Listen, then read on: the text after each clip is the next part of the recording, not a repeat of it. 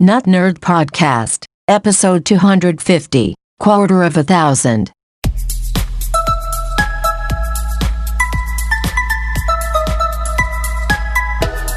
Welcome to the Not Nerd Podcast. I'm Nate Heath, and we are here to help you tech better. Here with me, as always, Mr. Dave Baylor. Hello there, lovely people.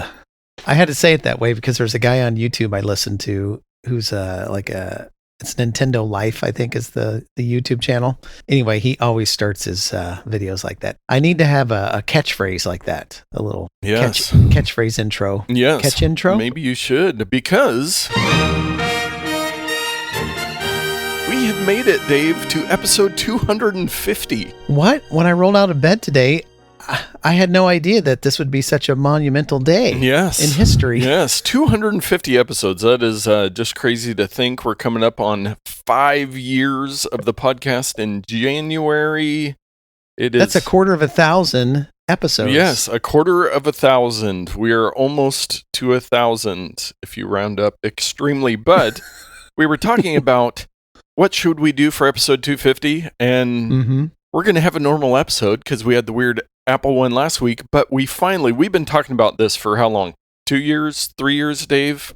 Yeah, probably. We have, and hopefully it's showing up for you. Hopefully it's populated through the internet. New podcast artwork. Yay! Yes. So we finally got around to doing it. We got a little creative, made it a little more inviting than just the Not Nerd logo or type font kit. Type logo, I think. Yes. Logo type. Word mark. Logo type. Yeah. Yeah, that thing. But we spruced it up, so make sure you check that out and let us know what you think. That was something that we finally got around to doing, and we figured, hey, 250 episodes, let's finally switch up the album artwork.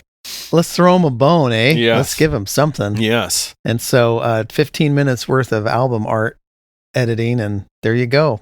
Yes. Maybe we'll put in a little more effort on our 500th episode. Yes. Well, Dave, getting into some follow-up, we did cover the Apple event last week, and I said that I ordered something, and you probably see it dangling just off video here.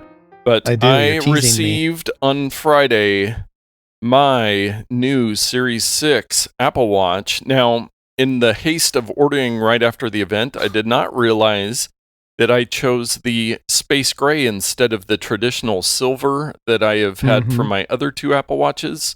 It's grown on me, and the black band, it's not really black, it's more of a space gray.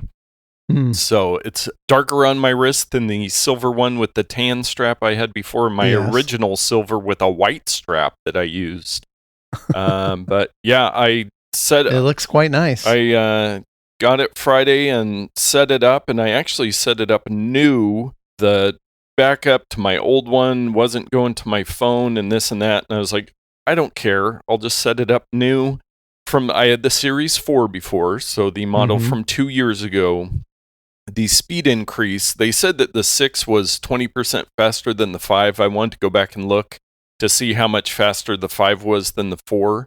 But this thing, it just is so snappy. The always-on screen is a really great feature. You don't have to go into an arm seizure to get the watch to wake up every time. And I heard that with this one, it may not be the case on the other one, is that you can like swipe up from the bottom to get to your settings, or down from the top, or switch clock faces while it's in low power mode.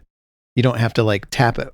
Even though you can see the screen, you don't have to like tap it to wake it up and then do the functionality. I think you can do it right from the sleep screen. Yes. I'm not sure that the 5 had that functionality. Yeah. We'll have to check on that, but they keep improving it year after year. And tell me, how is your blood oxygen level, my friend? Let's go take a look. Let's take a look at my blood oxygen level. It 100%. Wow, that's better than I could have expected. Yes. Most people, I think, are around 98 or something. Yeah, that was so it'll test it on occasion by itself. You can also manually run the test, which I will try now. It says that was 1 day ago that it did the last test. So it does take 15 seconds. You have to lay your hand kind of flat on a table so that it can measure, but it doesn't seem to give me the error just while I'm talking. It's got a real cool little graphic on there that's fun to stare at. And I am currently at unsuccessful measurement. Well, I trust that the previous measurements were fine. I'm also curious about that always-on altimeter. What is your elevation? I'm going to guess, but you tell me, okay? Okay. I'm going to guess you are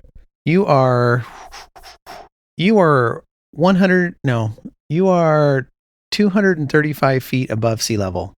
According to the Compass app, it says my current elevation is 133 feet. Oh, I was going to say 135. I was, and I thought that's too low. Yes, I'm even upstairs at my house, so you were trying to factor in. You forget that my second floor isn't 100 feet above the first floor. I knew it was going to... I should have went with my gut feeling. I would have been almost right on, and people would have thought that I was a magician. Yes. Oh, well, I'm just a schlub. Yes, and I am currently facing 333 degrees northwest, in case anybody was curious. But yeah, no, I am really enjoying this watch. I was talking with a friend of the show, Jared, yesterday, and he has the Series 5, and I don't know... Well, I didn't need to upgrade from my Series 4, but the Series 5 to the Series 6 is, even less of an improvement. But if your watch is a couple years old, I've got a friend, she does a ton of workout, a ton of activity stuff with her watch, and I think she has a Series 3, and she ordered one, and it's supposed to come today, so she was having some severe issues with her old one, so she is extra excited, but she was able to hold off and order the Series 6. I saw a guy on Reddit who sent his Series 5 in for some warranty work, and they sent him back a Series 6. Oh, wow. Would that be nice? That would be nice. Dave, so we're going to talk a little bit more about iOS 14, which is out now. And something we've had a discussion in the past, and it randomly popped into my head, is the Google iOS apps. We have talked several times about how they are slower than slow to update to the new features available in iOS, for like the Gmail app, getting dark mode, which I think maybe it finally has now. It does finally. Getting dual pane support on iPad, where you can put one app on one side and one app on the other side, stuff like that. Yes, they've been grossly behind on that stuff. Now, we might have discussed this before when we were talking about this issue, but I'm wondering, they've got to have an amazing iOS development team there. They've got to have a bunch of people that want to utilize all these features. How much of it is due to the fact that Google doesn't want their apps to be better on iOS than they are on Android? You think? I think that has something to do with it. Well, I think it's this. I think they want them to be good, but they don't want to spend any time or effort or money to make them that way. And so they just follow their normal process and procedures. And when it happens, but they're not racing to make them the best. Like Microsoft, for example, wants their iOS apps to be every bit as good as their apps on any other platform. Yes. And so they race to add new features and optimize bugs. Not so much for Google. Yeah. I just, something that popped in my head, and I actually remembered to bring it up on the podcast. Now, Dave, you and I are both fans of the TV show Survivor. Yes, and we have to bring it up again. You got me the Johnny Fairplay video. Yes, the cameo for your birthday. Yes, I need to pop that back out and watch it. It just warms my heart. Yes, well, ever since season 2, we have gotten together typically with a group of friends over at my parents' house. We have tacos. We watch Survivor. We've watched every season. Well, a couple summers ago in the off season, we watched season 1, and then we were watching season 2 this summer just with my parents, and it's the Survivor Outback when they were in Australia, and I was just blown away how much I believe it was filmed in probably 2000, 2001, and they had the family challenge where they, were talking to their family members, and they had a Bondi Blue iMac there so that the people could talk to their family, and they did these questions and everything. And I was like, wait a second, that iMac doesn't have a webcam. What are they going to do? No. This was 2001. They were just using iChat to chat. Their big heartwarming moment was getting to chat via iChat, type probably over Wow. a phone modem to their family back at home. And Keith, one of the guys, he proposed to his girlfriend over iChat. Oh, It my was word. just how far we have come. I was just like, oh, they're going to do video chat. Oh, nope, they're going to type Nope. text to each other. Not then, and especially in rural Australia. I'm pretty sure it would not have even been possible. Yes, yeah. So that was a pretty entertaining blast from the past there. And we're watching that through Hulu, which has the old seasons of Survivor, except for there was like 2 episodes of season 2 that weren't on Hulu, like right in the middle, which was very weird.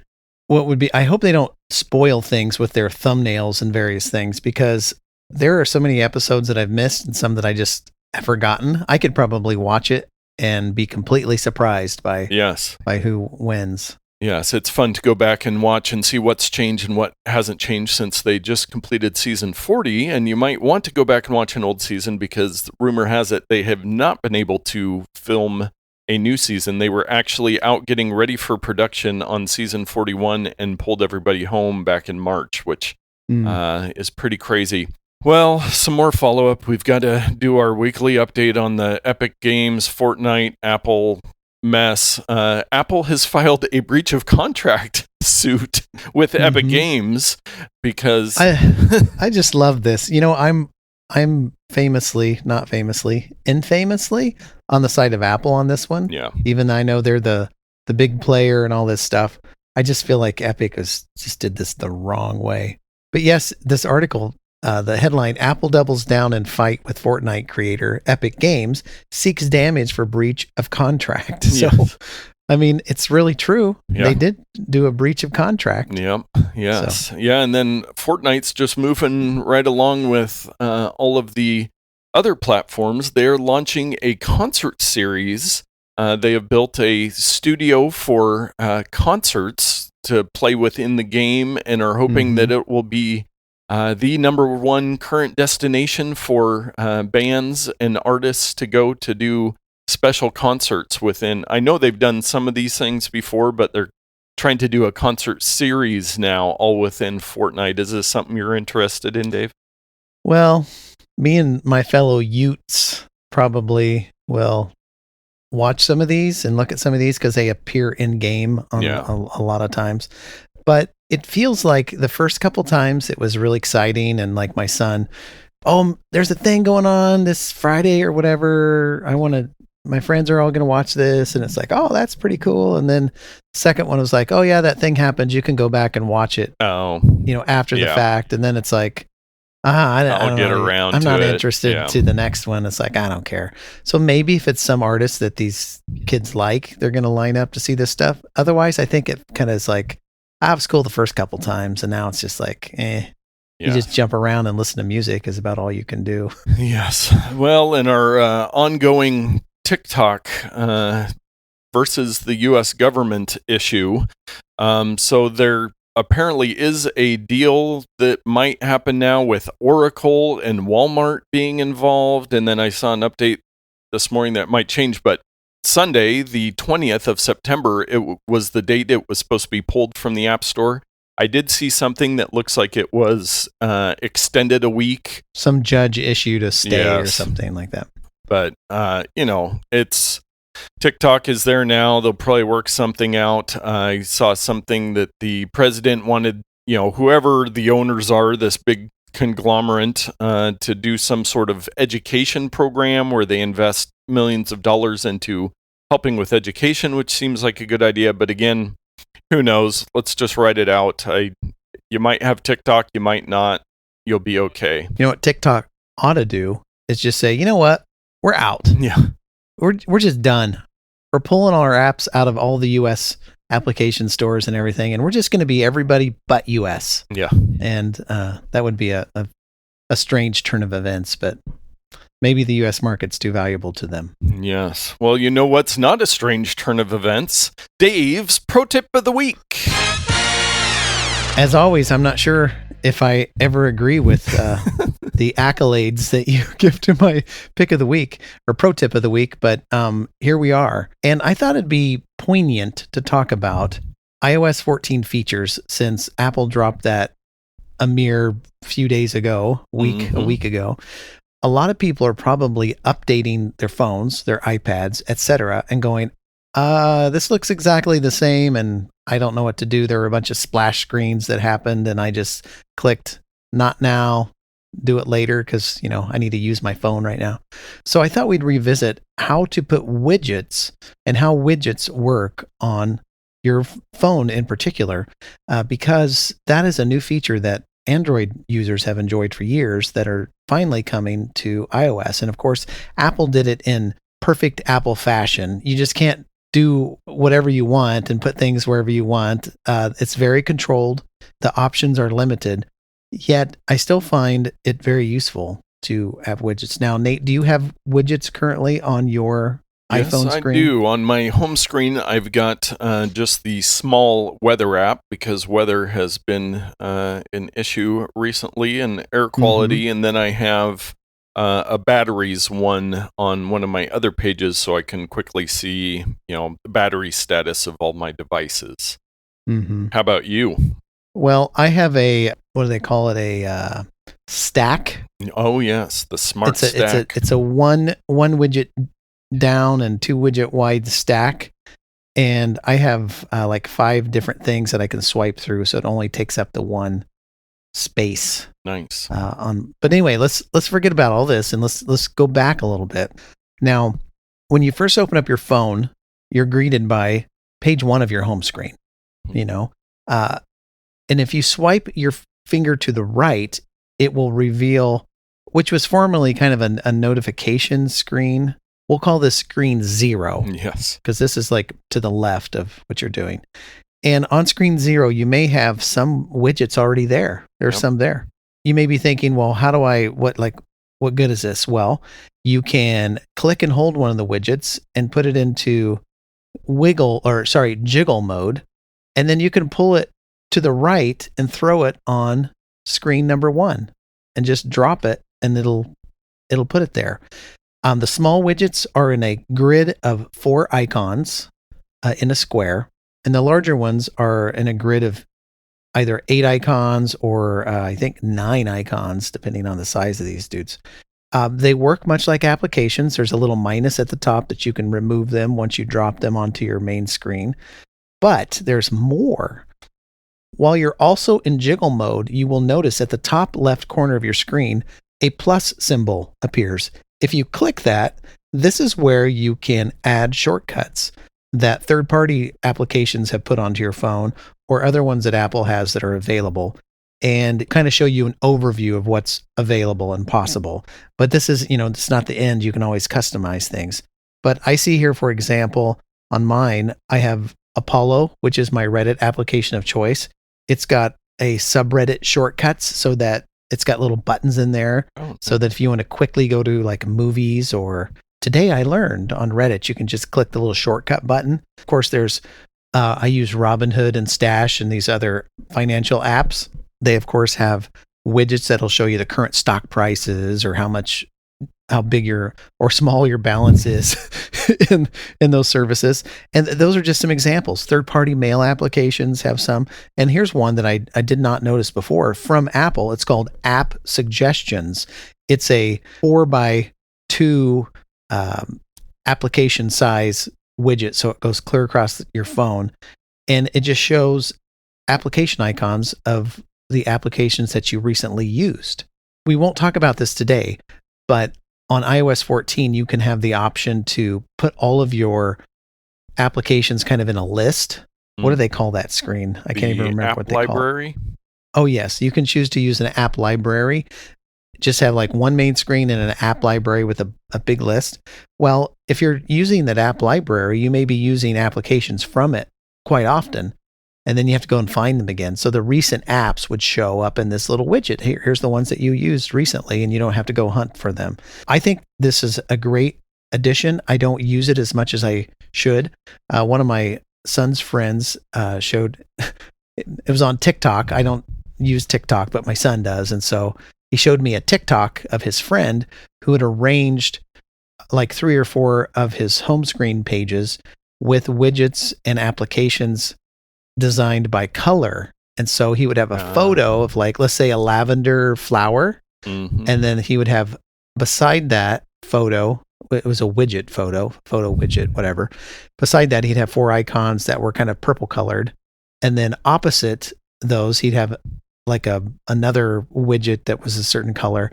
Anyway, you could he swiped through his phone and they were all arranged by color. And I don't know how useful that is, but it looked really cool. Nice. And I'm sure it took him a lot of time to set up. So you can get as creative as you want on this thing. Yeah. Imagine if you just have on the left side of your home screen a vertical row of icons, and then to the right of those, all the way down, you have widgets. So you can have just different arrangements that you traditionally could not have. Yeah. So that's an overview of widgets. And please contact us if you have more questions. I know that Macworld had an article that I was looking through earlier. I'm sure iMore has some information on it. So there are websites out there, and if we find any, we can provide you with some links. But the last part of this tip, and I'll keep reiterating this as the weeks go on, is on your phone, there is a Tips app, TIPS, and it looks like a yellow icon with a light bulb. Search and seek that application out, and it will give you an overview of all the iOS 14 widgets and all the other features that are there. So there you go. Very nice. Yes. And I will say, because I've been watching my app updates, they've been pretty slow since iOS 14 came out. So over time, more of those third-party widgets will be available with your favorite apps. I'm sure they're all working on getting those finalized, and I think it's really a great addition to iOS. And I did realize, because I was confused the other day, on one of my pages I was playing around with the app suggestion widget, and I was like, why are these apps listed again? They're on my first page, then they're in this one, and then when I was just in jiggle mode, I realized it's because it's the app suggestions, and it is the 8 apps that I use most often. So I think I've heard from some people that does a really good job of getting you the app that you might need at that point. So I might move that to my front page just to be able to see how well it does. But yeah, the widgets, update to iOS 14 and enjoy. Well, let's move on to our takes of the week. This first one, I was a little confused at first, so I had to read through the article a couple times. But Google has what they call Area 120, which is their experimental projects division where they're trying new things. And they've got a new service product called Orion Wi-Fi. Now, what this does is, let's say, way back in an earlier lifetime when you went to a mall or you went to a sporting event or you went somewhere. I've heard of those. Yes, and the cell service wasn't that great. And then you go into your Wi-Fi and you're trying to figure out, well, which one's the actual free Wi-Fi that I'm supposed to use here that they provide? Well, the plan is here that they are going to, cell carriers will work with these public spaces, and your cell service will just connect into their Wi-Fi. So it's some technology that would say, let's say T-Mobile gets on board. T-Mobile would build into their system to join into these Orion networks. So when you went, it would just automatically connect you securely to this Wi-Fi. You wouldn't have to join anything, and it would just look like your cell network.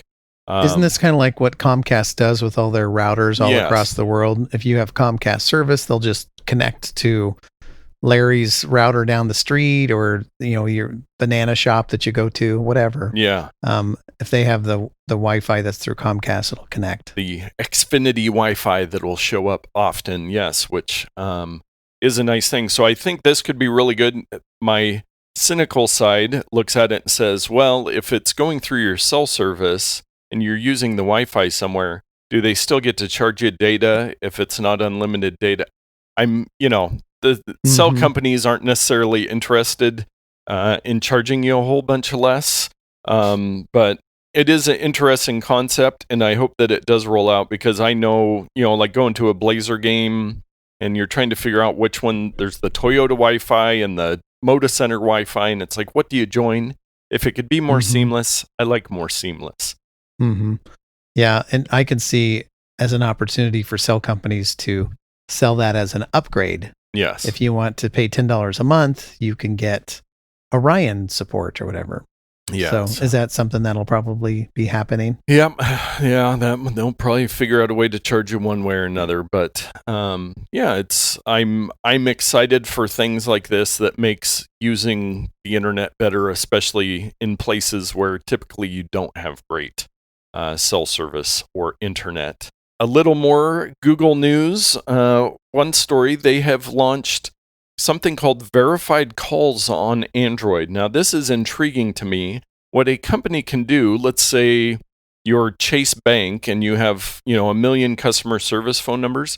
Well, you can get verified as a, business. And so when it calls somebody, if you have an Android phone, it'll show up and say, this is Chase Bank and they're calling about your late bill.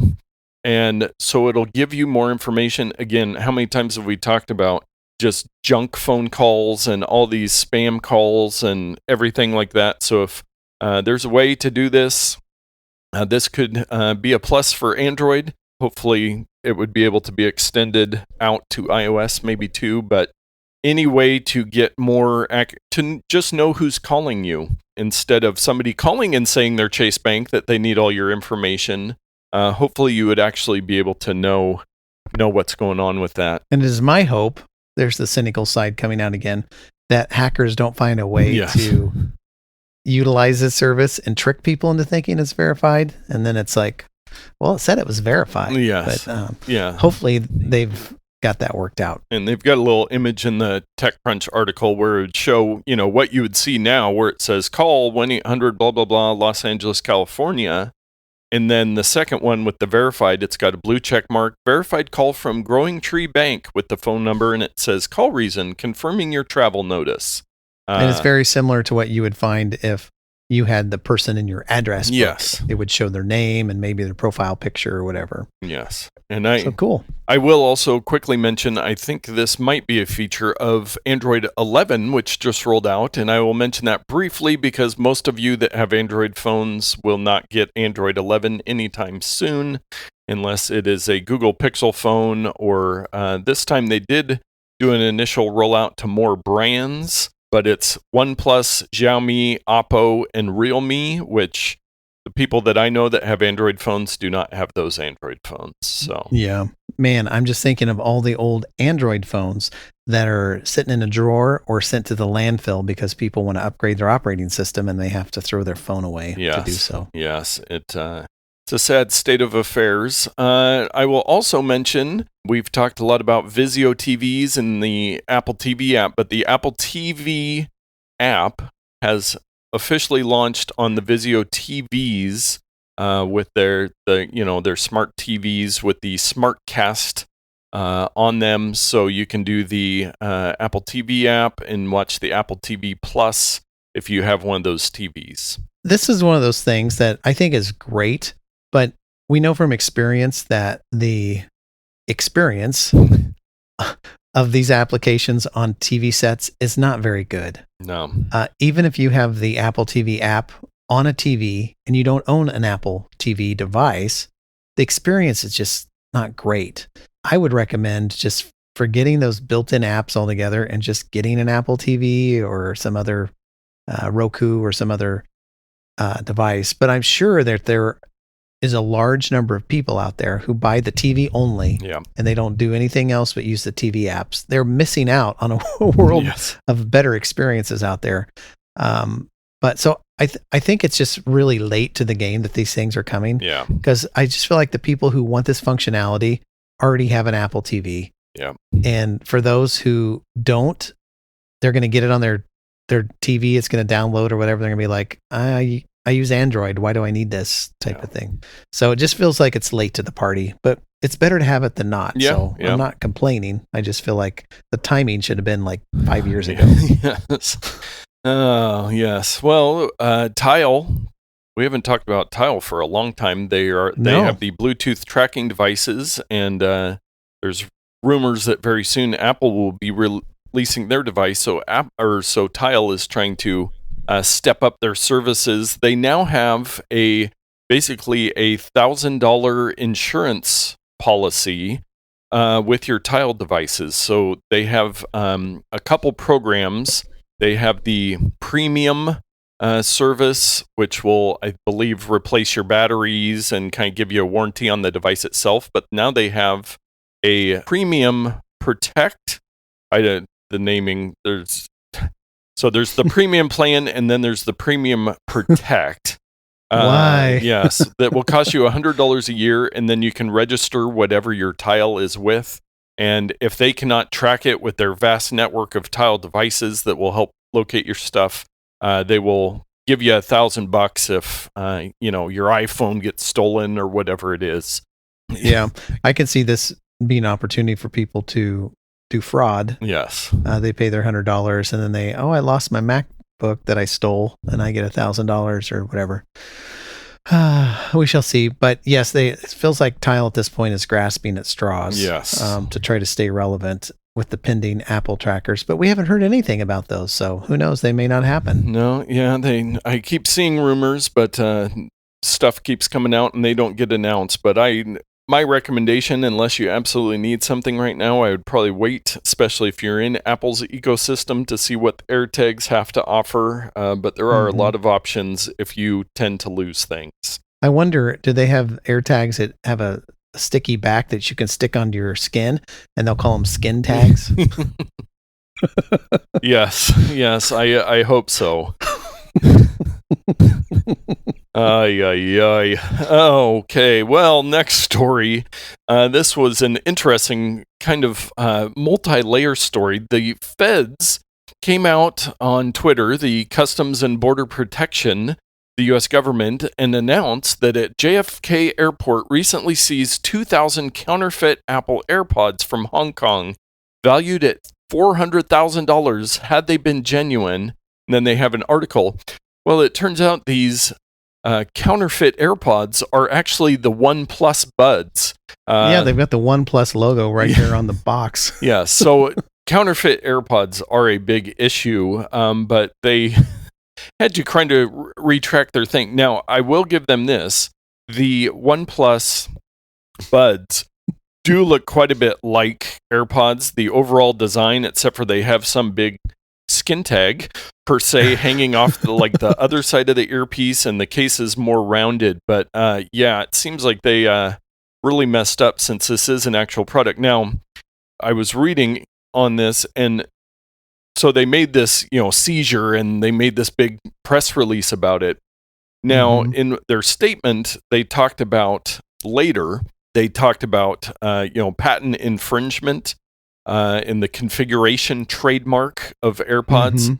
So I don't know that they knew this at the time of the seizure. I think this is kind of, that's what we meant to do. That's the ticket. But yes, so I do see that those ones come in a very bright light blue as well. But if you look at them with the earpiece laying up, they look exactly like an AirPod. Then you flip it over, and there's like a big speaker or something on the backside of it, which is interesting.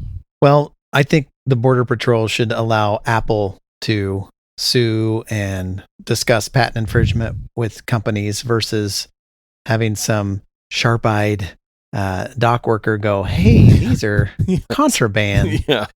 Stay in your lane, people. Stay in your lane. Yes, and I will at this time remind people that we are the most nonpartisan tech podcast on the internet, which I probably should have said before that story because I talked about the government. But this next story that I just saw this morning, for some reason, this topic seems to be a partisan issue.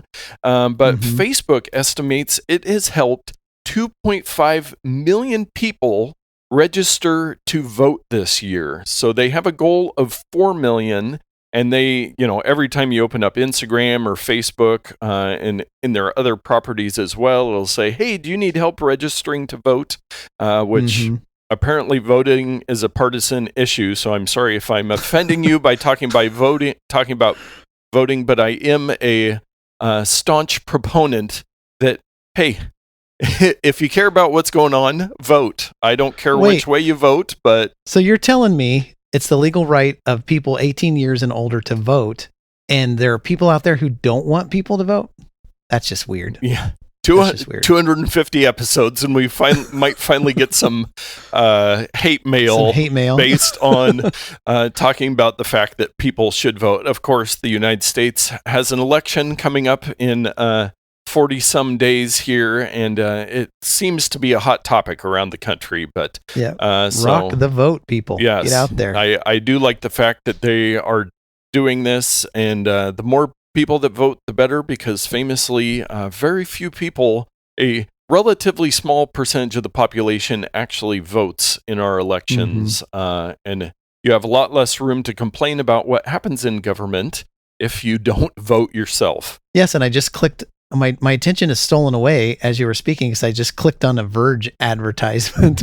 The Apple Watch Series 5 is $100 off at Walmart. So circling back around, you might be able to find a discount out there on the new, the last year's model of the Apple Watch. Did I say iPhone? No, you said Apple Watch. Okay, Apple Watch. Yeah. So anyway, I need to not let ads distract me. And it's relevant to Facebook because that's the thing. They can put exactly in front of you what they want to put in front of you because they have all the analytics and all the data and all that stuff. And so I believe this fact that they have connected people with resources to vote because that's what they do. They connect people to information. So if there's anything good that Facebook did, it's getting people signed up to vote. Yes. That's probably the limit of the goodness that they've done in this world. Well, our security and privacy story of the week, this could have been a bonus odd take, but I came across this from one of the security guys I follow, and it's an older article from 2015 from McSweeney's. I don't know, we might have even mentioned this previously on the podcast. I've seen it come up a couple times, but it's nihilistic password security questions. So we all know those password security questions. Wait, did you say Neolithic, like the where back in caveman times? Nihilistic. Okay. Yeah. I'm not familiar with that term. So for those that don't know, nihilistic, the definition is rejecting all religious and moral principles and the belief that life is meaningless. Okay, yes. Yes. I recall it now. Yeah, so your typical password security questions, who was your first pet, what's your mother's maiden name, all of those things that people can probably find out about on the aforementioned Facebook because you've posted something. So somebody came up with this list, somebody named Soheil Rezayadzi. I'm not sure that's correct. Yes. We will go on. We will go on. They've got a list of about a dozen different ones of suggested password security questions. What is the name of your least favorite child? In what year did you abandon your dreams? What is the maiden name of your father's mistress? At what age did your childhood pet run away? Wow. So is that the age of the pet or your age? Yes. So it's kind of a funny take on the fact that security password reset questions aren't necessarily the most secure. I usually put random things in, and then in LastPass, I'll put what I answered for that specific service. These are great because you can't look them up. Yes. I can look up someone's mother's maiden name, but what is your ex-wife's newest last name? Nobody's going to know that. Oh, man. No, so that's in the last one. The second to last one, I will leave us with this. On what street did you lose your childlike sense of wonder? Oh, man. Sesame Street. Yes. Yes. And then we will still do a bonus odd take. This is one that you pointed out a while, and I came across it again in our notes that we keep for the show. And it is added to the long list of useless websites that we have come across. It is pointerpointer.com. So you go to the website and you move your mouse. I know I've looked at this one before. Maybe we talked about it, but it is, if you need a few seconds of mindless entertainment, what you do is you move your mouse around on the screen, and then it finds a picture of a finger pointing to that area of the screen. It's brilliant. And before the show, I went through this, and I'd actually forgot that I was the one who had found this. But it's just so entertaining to watch these people point to your mouse pointer and they're stupid pictures. They're just living life, or they're at a party, or in the park pointing at a dog. Like, it's just random stuff. So crazy. It is a good for a good chuckle. Pointer.com. Make sure you go try that out. I didn't try it on my phone to see how it works there, but on the computer, if you need to waste some time while you're supposed to be working, check it out. I think what gets me is that almost all the pictures are either poorly rendered Yes. or they're like candid. They're candid shots of people just doing random stuff. And it's just funny to watch. Yes. Oh, it is quite entertaining. And you know what else is quite entertaining? Our picks of the week. So Nate, a couple weeks ago, we're enjoying life here in the Pacific Northwest. We had beautiful weather. The sun was out. There were many things going on to make people forget about the global pandemic. And all of a sudden the wind just started blowing. Yes. And blowing and didn't stop blowing. And trees are falling over. And, people with umbrellas are flying away. And small pets are in the air hanging by a leash. It was just really bad. It was like a scene out of The Wizard of Oz or something like that. Prior to that, I had found this app, but I found it very useful. And it's called Wind Finder. And you can just go into your web browser if you want and type in wind. Let me type it in here if I can spell finder.com. And you'll be greeted with a website that has the world's wind patterns. And they have all these vectors going around, and the faster that the little vectors are moving indicates the speed of the wind. It's color coded, so it'll show you, like red and orange is fast moving wind, and blues and purples are slow moving, and everything in between. And I can see right now down in the off the coast of Florida, off the coast of the eastern seaboard of America, is a hurricane is happening. And if you wanted to zoom in and find out information about all that and the speeds of the wind and everything, you certainly could. But there's an application as well for your phone. And I know it's available for iOS. It probably is available for Android as well. I don't see that on their website, but it probably is. But I think it's great. If you're want to go to the coast, if you're on a coastal city, it's useful. If you're in the Midwest and you're like, yikes, is this ever going to stop? What's the forecast for the wind, and which way is it blowing? If you're into kites, or one of my personal favorites, drone flying. Oh, yeah. It's good to know that, hey, I want to go down to a park and fly the drone, but if the wind exceeds the power of my drone, I may never get it back if I launch it into the air. So that's how I originally found out about this, but it's just a neat weather tool that you can add to your arsenal of weather tools to find more about the wind. And I personally find it fascinating. Nice. Well, my pick of the week, we independently came up with very similar picks of the week, much influenced by recent weather patterns. And in addition to the extreme winds, we had some extreme fires in the Pacific Northwest and up and down the West Coast. And a friend of the show, Wes, turned me on to this website, and the website address is Zoom.earth, and you can go there, and their tagline is near real-time satellite images. And up in the upper left-hand corner, when I'm on my computer, it's got a little date picker, and you can actually scroll back via the days. You cannot scroll into the future, but you can scroll back. And so they have some daily, I don't know how often it refreshes, but even if you switch by the hour, it will show you these satellite images.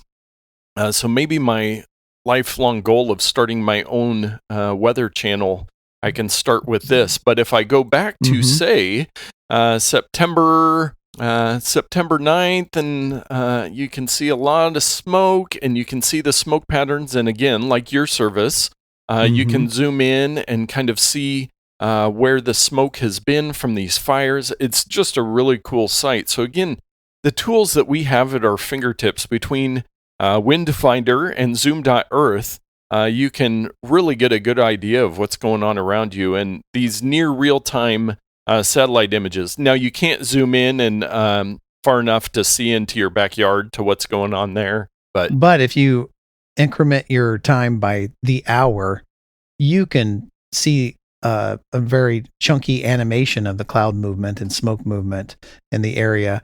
And the other day I looked at this and zoomed in on the fires, and you could see where oh, there was nothing. And then there was a bunch of brown smoke. And then as the wind blew, you could see the direction of the smoke blowing and where it was billowing from. So I think it's just, again, like the wind finder is a fascinating tool to kind of look down on our very round and spherical Earth. Yes. And see these amazing things. Yes. And they do have, if you go under the layers on Zoom.earth, you can do daily fire spots. So if you're looking specifically to kind of look at what's going on with the fires, it'll give you little orangish red spots there. And you can see that fortunately, those have died down quite a bit for us. The air has cleared, and but there are definitely still some hot spots out there, which thanks to the firefighters that are trying to take care of those. Well, our Ramazon purchase of the week, we love it when you go to amazon.notnerd.com and do your Amazon shopping through that link. We did a little testing. My brother-in-law he had purchased something and he uses the app on his phone, and we don't get the affiliate stuff through if you just open up the app. But if you go to amazon.notnerd.com on your phone, it'll open up the browser, which is a pretty good shopping experience too that way. But we love it when you do that. It helps support the podcast and some of my impulse tech purchases.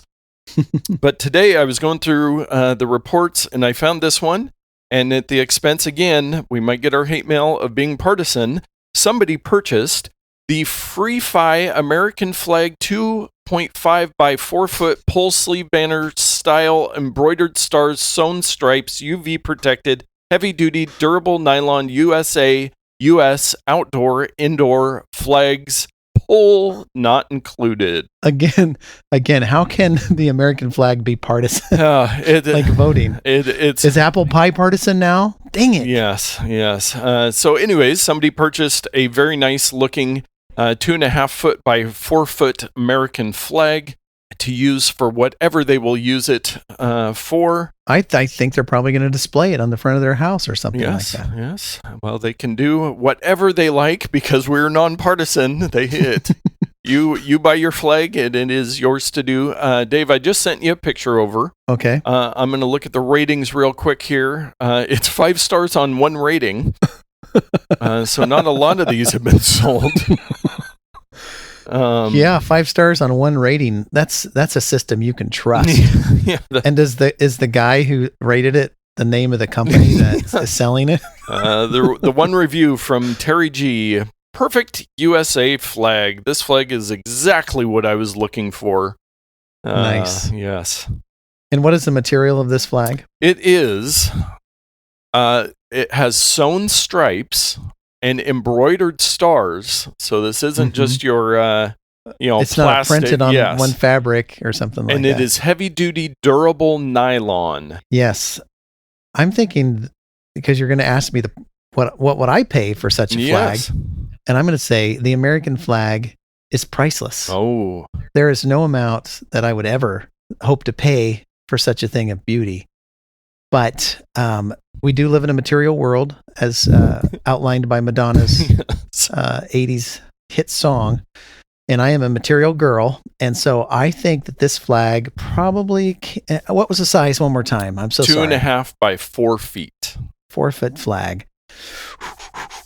I'm going to go out on a limb and say this thing was $25. Well, Dave, you could get this for a deal. It is $16.99. $16.99. Yes. It's worth $25 plus, but the world being what it is, where you can practically buy anything for pennies. Yes. It is no surprise that this is a $16 flag. Yes, and I see another similar model that is $16.95 that has 4.5 stars on 8,300 ratings. So, and another one that's $30. So the price may vary on your flag, but if this was you that purchased it, and you feel comfortable sharing that information, let us know and we'll give you a shout out on the podcast. If you're not afraid that the Unabomber might come to your house and blow it up because you purchased a flag or something. Yes. Yeah. Well, what a divided world we live in, and we're using technology, Nate, to join people together. True. That's our goal. True, and we have now done it 2 250 times. I would be curious to know how many have listened to all 250 episodes. I am 99% sure my wife has. Thank you, wife. And you and I have. I've listened to some of them multiple times due to different issues, but I am 100% sure my wife has listened to probably no more than 3 episodes. And that is her choice. That is, I don't want to be partisan to her choices.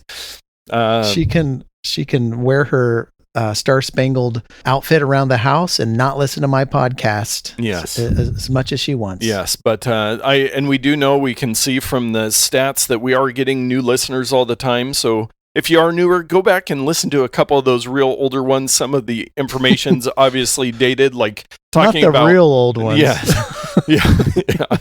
Come in about 50 or so. That's when we start to get things figured out. But for some entertainment, go before that. But, we have over this time, 250 episodes, technology has changed drastically. So it's fun to see what those topics were and what we thought were the important things several years ago and how that changes so quickly. And don't forget that you can always go to our website if you don't want to listen to all the episodes, and you can see there what we talked about and what the links were and the picks of the week that we had if you don't want to go through the whole episode. And they're all time linked. So if there's a particular topic in an episode that you're interested in, you can just click that link on the website and play just that segment of the show. Yes. Well, thank you for listening. And as always, get out there and tech better.